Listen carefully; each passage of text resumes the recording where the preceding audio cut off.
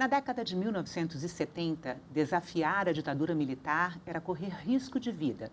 Mas foi exatamente isso que um grupo de mulheres da periferia de São Paulo fez. Enquanto o governo tentava enganar a população com dados falsos sobre a inflação, elas fizeram pesquisas de preço, foram de porta em porta e reuniram algo impensável para a época. 1.300.000 assinaturas em protesto contra o aumento descontrolado dos preços. Vamos conversar sobre o movimento do custo de vida, uma ação liderada por mães e donas de casa periféricas que, armadas apenas com a coragem, fizeram oposição à política econômica do governo e lutaram por democracia. Nossas convidadas são Ana e Luciana Dias, mãe e filha, participantes e fundadoras do movimento. Ana, Luciana, muito obrigada pela presença. E eu queria começar essa entrevista falando que vocês estão em Brasília para participar de um seminário promovido pelo Senado sobre a participação das mulheres no processo de redemocratização. Ana, você ajudou a construir essa luta, ajudou a construir a democracia no Brasil do jeito que a gente conhece hoje, né? E você defende que essa história seja recontada. Você pode me explicar por quê? Que eu acho que nós, do Brasil, não temos história. Nós, de repente, faz uma luta de anos e ela morre lá onde ela nasceu. Eu acho que estou aqui hoje para a gente tentar passar para muita gente que a luta não é um dia, não é um momento, mas é a vida inteira. E que a gente aprendeu na luta com as mulheres, com as famílias, na igreja, na comunidade, com as mulheres negras, com as mulheres da periferia. O que eu mais aprendi não foi na escola, nem na igreja, mas foi na luta. Em tudo, como nas famílias. Então, eu acho que é uma história que tem que ser contada e que tem que ser vivida. Estou muito feliz de ter esse convite. Espero que eu passar aqui possa reproduzir para muitas outras mulheres, como eu, negra, pobre da periferia, que veio de lá da roça, veio de mãe analfabeta, pai analfabeto, e que passou por todas essas lutas, passando por um grande sacrifício, mas mantendo viva e acreditar na luta das mulheres. As mulheres é mulher, é gente que pensa, que age e que luta. Luciana, você é historiadora e está se dedicando a pesquisar o movimento do custo de vida e a sua história no movimento, né? Você pode contar para a gente por que isso é importante hoje? Na verdade, eu não sou historiadora, né? Eu sou pedagoga, né? Professora e sou pesquisadora, né? Agora na Universidade de São Paulo. E por que é importante contar essa história? Primeiro, fazer o movimento contrário, né? Porque a história, muitas vezes, ela é contada por pessoas que não viveram esse momento lá, estão na academia e vêm conhecer o movimento popular, né? E eu vivi o movimento popular, sou da periferia, sou filha da Ana, participei desses movimentos e agora eu quero contar como se fizesse esse movimento contrário, a periferia que entra na academia. A gente fala da gente, é diferente da gente ouvir outros falando da nossa história. Muitos intelectuais escreveram livros, fizeram suas pesquisas com o movimento popular.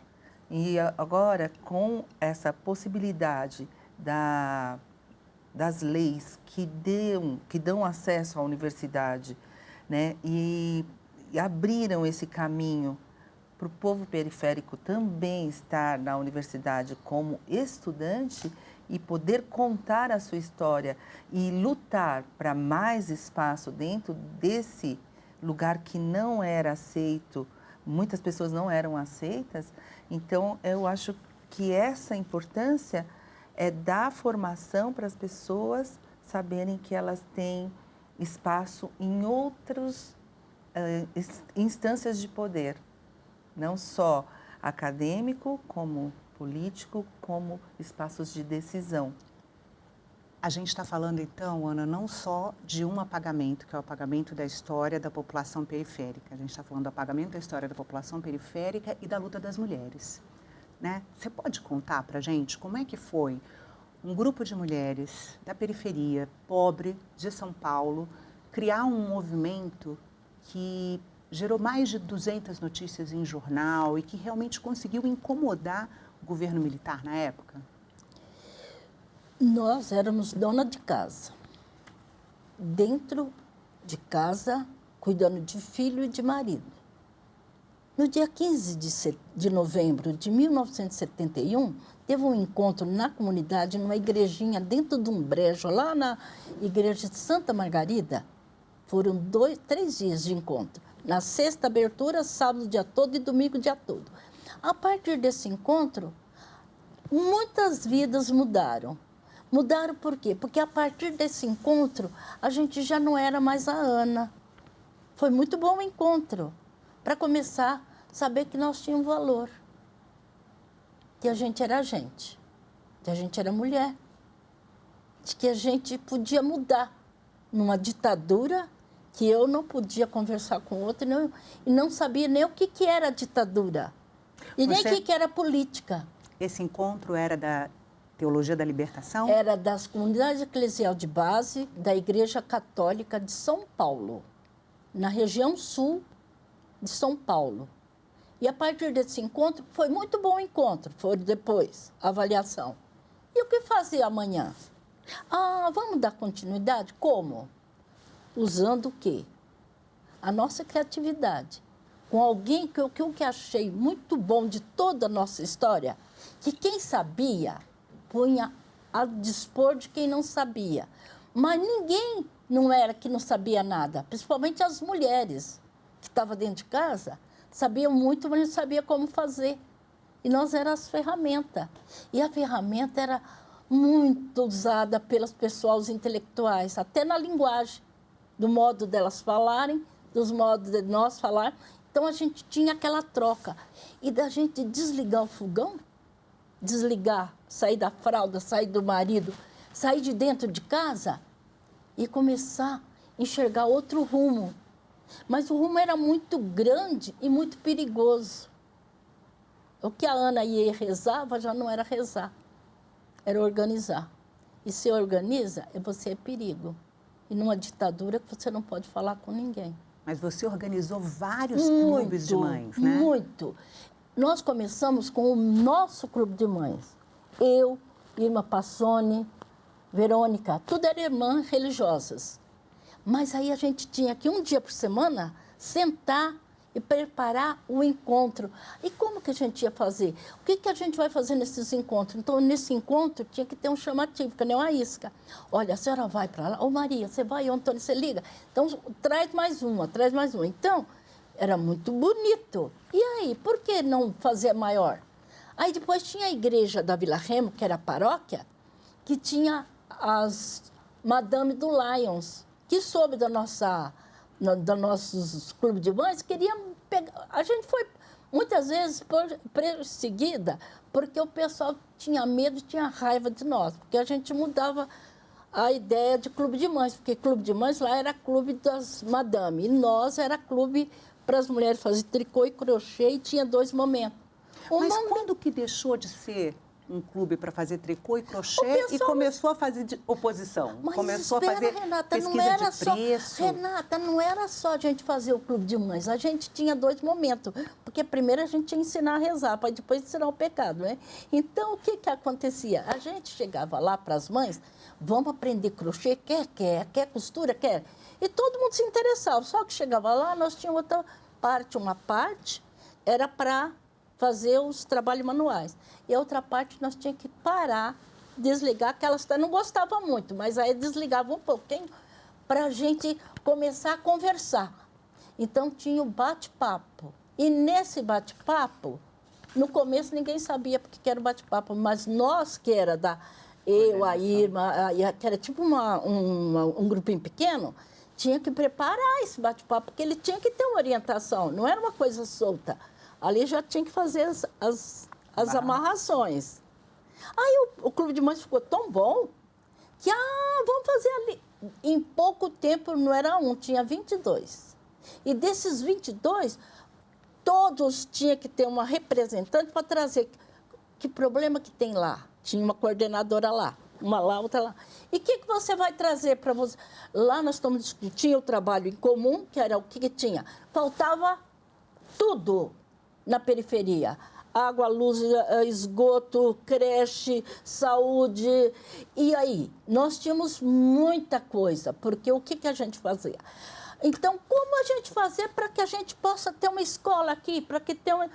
E aí, a gente começava, junto com alguém estudado, que entendia, que podia nos auxiliar, a gente podia fazer isso, isso e isso.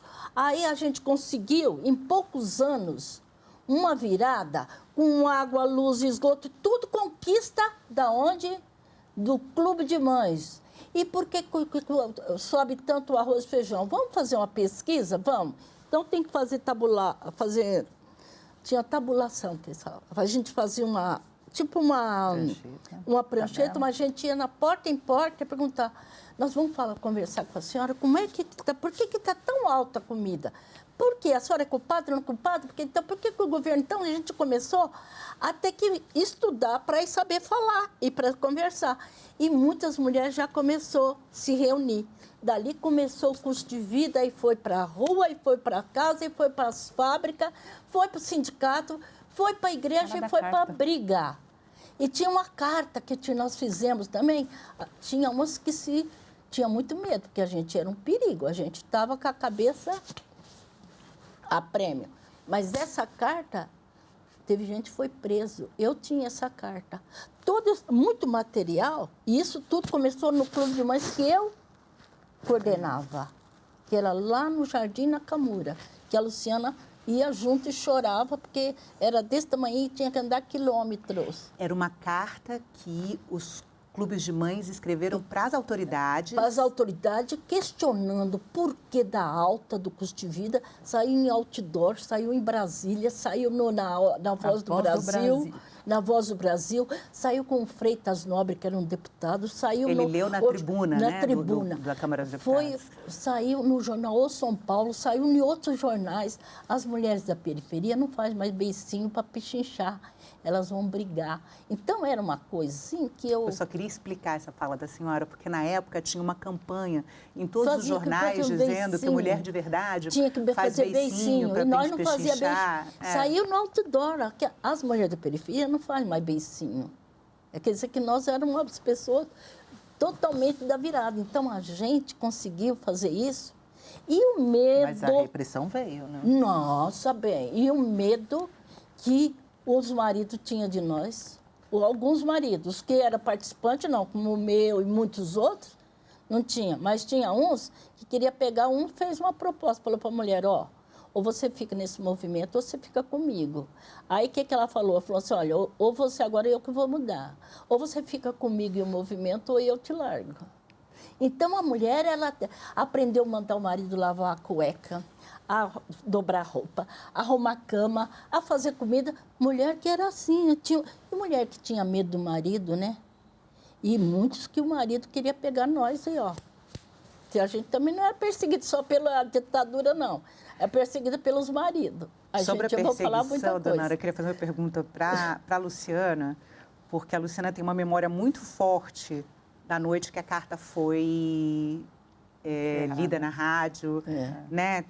Você viu seus pais enterrando, né, os papéis das pesquisas no chão do quarto em construção, com medo da polícia. Você pode contar essa experiência para a gente, como foi? Essa experiência, assim, eu tenho memória de vários momentos, né? Mas um momento muito forte na minha infância foi que elas fizeram a carta, a minha mãe chegou a levar a carta na Rádio Capital, que era uma rádio que tinha na 9 de julho, e dessa... Foi fechada a rádio. Foi fechada, E depois para o deputado Freitas Nobre, chegou na mão dele. E depois que a carta foi lida na Voz do Brasil, a repressão veio para a periferia. Só que estava assinada na carta as cartas das mães da periferia. Das mães da periferia. Só. E quem são essas mães da periferia? Não tinha nome. E eles tinham, a carta foi mimeografada, então tinha o stencil e tinha várias cópias. E eu tinha original. Ela tinha original.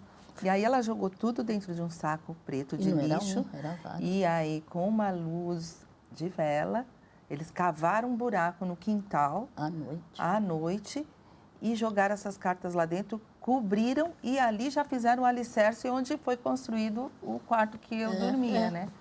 Então, foi feito já o cimentado rápido, o contrapiso ali. Fizeram o alicerce, fizeram o bloco e colocaram e fizeram o contrapiso porque era uma forma de não ter... E a polícia veio. Nossa, veio e começou a procurar.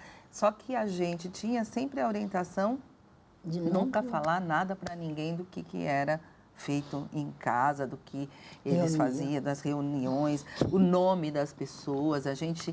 Tanto que eu fui até na universidade, depois no segundo, terceiro ano da faculdade, né? Eu já tinha 20 anos, ainda tinha muito medo de falar tudo. Aí uma professora de sociologia falou, eu quero que cada um conte um pouco da sua vida na infância. E foi aí que eu contei da história dos meus pais. E a professora conhecia a história e ela falou, eu sou professora aqui da PUC e a PUC foi fechada no dia que aconteceu o assassinato do seu pai. Essa é uma outra história Essa também, é uma outra né? história, mas assim, Ana, o medo... Você é viúva do Santo Dias. Do Santo Dias, né? que foi assassinado por tudo isso, desde aquela carta, desde aquela reunião, o que a gente rezava. E a gente não era conhecido. Só afilhado, a gente tinha mais de 50 afilhados, porque a gente fazia parte da igreja. Mas, de repente, o dia que ele morreu, que acho que não teve enterro nenhum no Brasil, mais gente do que teve. Aonde foi? Da Consolação, na Praça da Sé. A Praça da Sé fechou. Isso em plena ditadura, né? Então, tem coisas assim que eu falo, se não conta hoje, amanhã alguém sabe de toda essa história? Não vai saber. Não vai saber. Né? Eu queria voltar só para a história do abaixo-assinado. Como é que foi a logística? Que foi a primeira coisa que deu uma força muito grande, uma visibilidade muito grande para o movimento, né? Vocês fizeram um abaixo-assinado que recolheu 1.300.000 assinaturas. Teve dois momentos. O primeiro momento foi feito... que foi essa carta primeiro que começou a divulgar. O que aconteceu? A gente começou a sofrer tanta repressão, teve tanta gente presa, tanta gente que não pôde mais participar, e nós teve que... Isso em 73. Teve assembleia, teve divulgação, teve debate, mas aí o que nós... Ou nós ficávamos quietos ou morria. Então, todo mundo deu uma pausa. Em 75... Ainda eram os anos de chumbo. De chumbo, de 72, 73, que a gente levantava e sabia que não dormia, né? Aí o que aconteceu? A partir daí, teve o quê? Que parar. Aí foi em 75, retomou com 76, 77, 78. Foi 3 anos de pauleira. Aí aumentou, aí era em nível do estado de São Paulo, do interior e de outros estados, aí a coisa já não era. E já depois começou as brigas também de... Aí já movimento da caristia. Não, mas aí antes ainda, né? Porque vocês conseguiram recolher 1.300.000 de assinaturas 1 milhão com essa logística da coleta. A logística mas da coleta. aí convidava. Só que não podia, naquele momento também, a gente não podia reunir em praça. Então, a gente... Era proibido manifestação e proibido reunião, né? Qualquer reunião. Com reunião, você primeiro tinha que sair lá fora para ver se não tinha ninguém te olhando, se não tinha ninguém... Quem que participava era todos conhecidos, porque o que era importante, que como a gente, quando conhecia todo mundo, e depois é a hora que vai ampliando. Você não sabe, aquele lá... Porque tinha os infiltrados que vinha com o nome de anjo. E a gente, nossa, ele vai ajudar a gente. Pronto, porque ninguém tinha muito tempo. Mas aquela pessoa chegava pronto, humilde, mas não era. Era os... Quantas vezes a gente saía dali para ir na igreja, para ir nas missas, para ir tudo lugar para ir comprar leite, eles tinham medo de sair de casa. Você vê que vida louca? Eles E a nossa juntos. Família era condenada, bem. Meu pai, meus irmãos... E de onde é que vinha a força para fazer esse enfrentamento? De acreditar na virada. Sabe que a gente achava... Acreditar na revolução. A gente falava assim, vai ter essa mudança, porque foi muito rápido, né?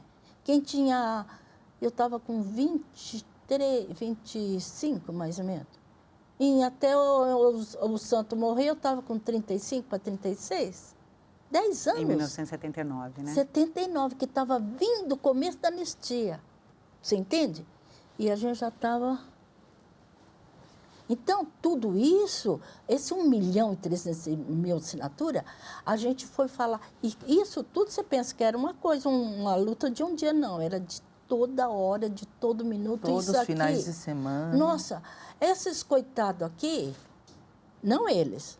Todos os filhos. Todos. E dos que foram presos, acho que sofreram mais ainda. Mais ainda. Tinha um que a mãe, os meninos, o filho da Maria Saraiva, sabe o que ele fez?